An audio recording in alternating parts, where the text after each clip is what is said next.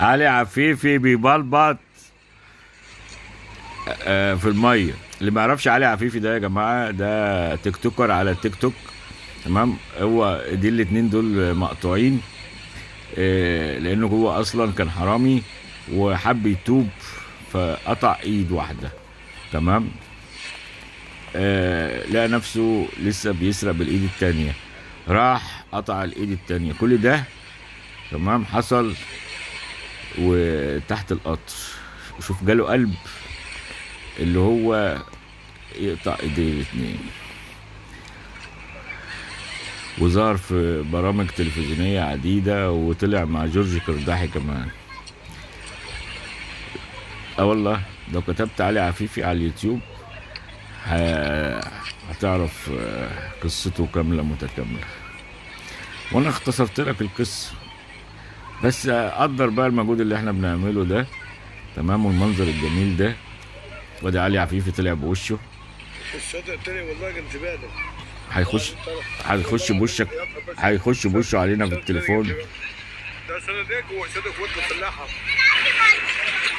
اعظم شاطئ واحلى شاطئ في العالم والله العظيم. الشاطئ ده شاطئ قوات مسلحه. يا صلاة النبي. مسلحه ده, مسلحه. ده انت لسه مطرود من شاطئ المهندسين. شاطئ العالم. الشاطئ ده نضيف احسن من التاني بكتير. الشاطئ ده احسن من التاني بكتير. على الله ما يتردش. بيخشوا معوقين وكل التاني بيخشوا ببلاش.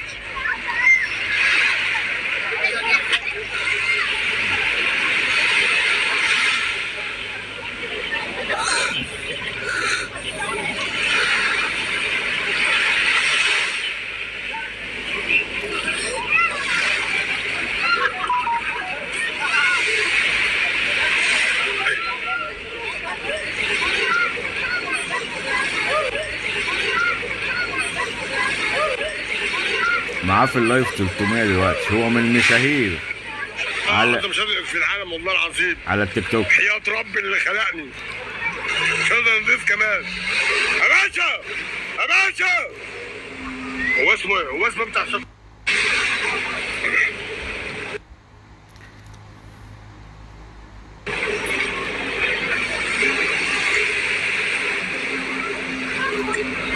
شاطئ القوات المسلحة.